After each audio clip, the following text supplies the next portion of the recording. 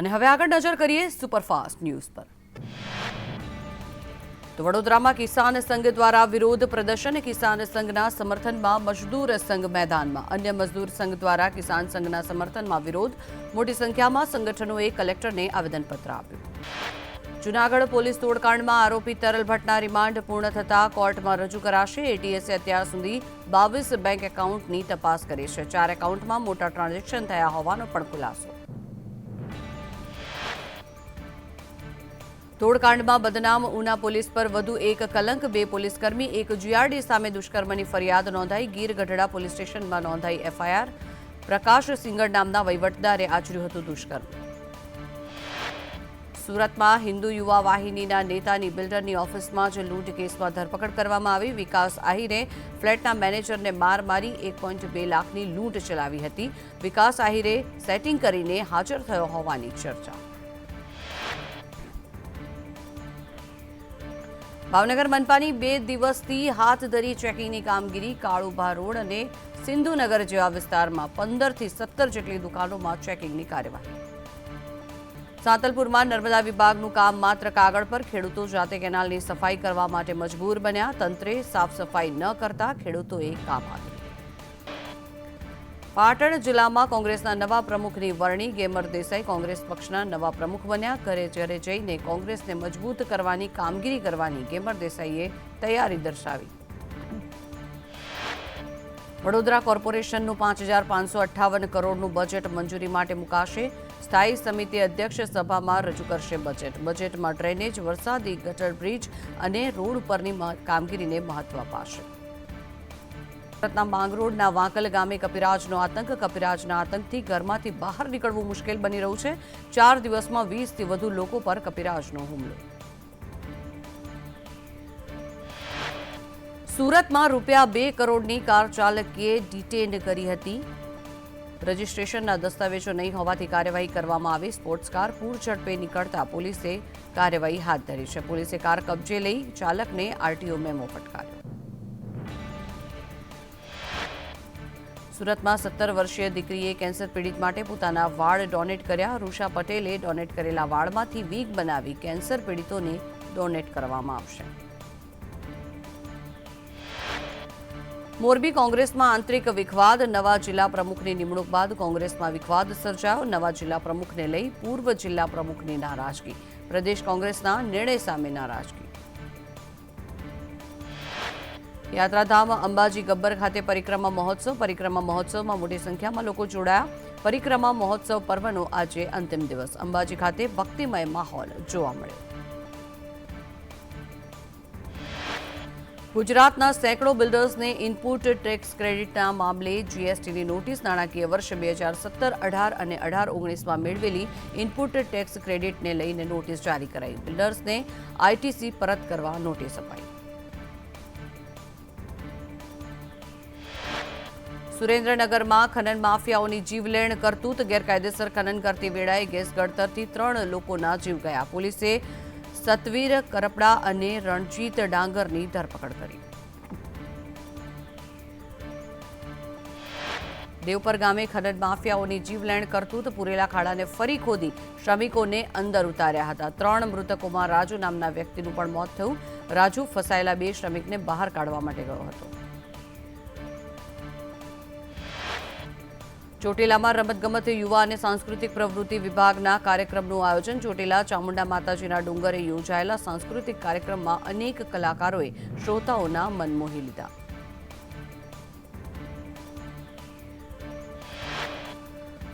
વડાપ્રધાન નરેન્દ્ર મોદીની હરિયાણાના રેવાડીમાં રેલી। રેવાડી એમ્સ સહિત અનેક પ્રોજેક્ટનો શિલાન્યાસ અને ઉદ્ઘાટન કરશે। ખેડૂતોની દિલ્હી ચલો કૂચ વચ્ચે આજે ભારત બંધનું એલાન। યુનાઇટેડ કિસાન મોરચાએ ભારત બંધનું આહ્વાન કર્યું।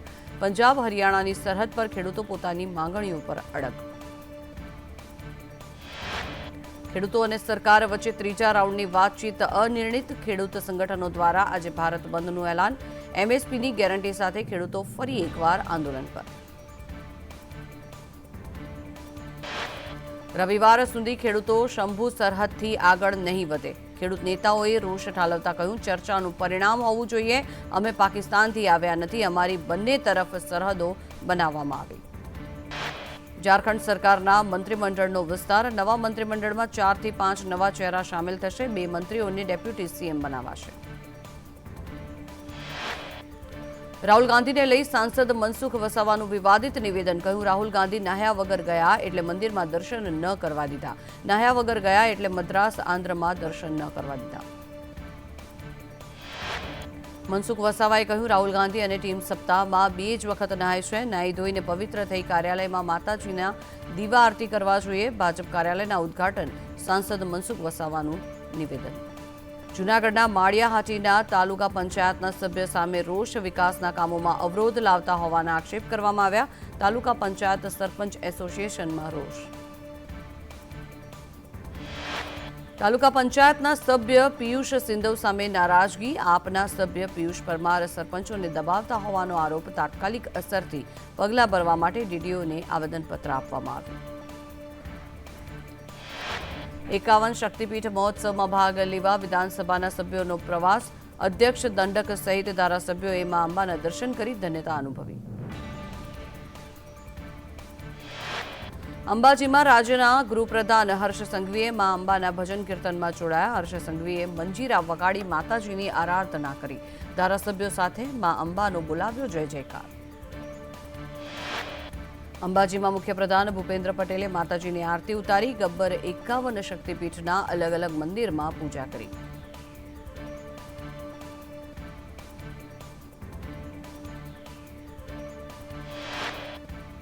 સરકારી અનાજ સગેવગે કરવાના ચોંકાવનારા આંકડા ગૃહમાં રજૂ કરવામાં આવ્યા. 11 જિલ્લાઓમાંથી 14.54 લાખ કિલો અનાજ સગેવગે કરાયું.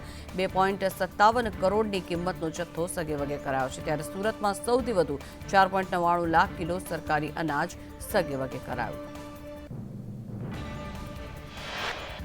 વિધાનસભા અધ્યક્ષની શૈલેષ પરમારને ટકોર. શૈલેષ પરમારે સરકારી કંપનીઓની ફિક્સ કોસ્ટ પર કોમેન્ટ કરી હતી. વારસામાં મળ્યું હોવાની ટકોર કરીને શૈલેષ પરમારને ચૂપ કરાવ્યા.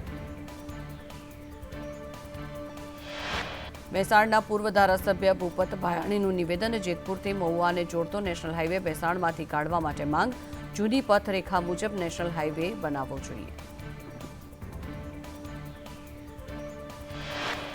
મોરબીના સિરામિક ઉદ્યોગમાં જીએસટીના દરોડા. વાંકાનેરમાં સંકોર સિરામિકમાં સર્ચ ઓપરેશન. દસ્તાવેજ, કોમ્પ્યુટર અને મોબાઈલની તપાસ.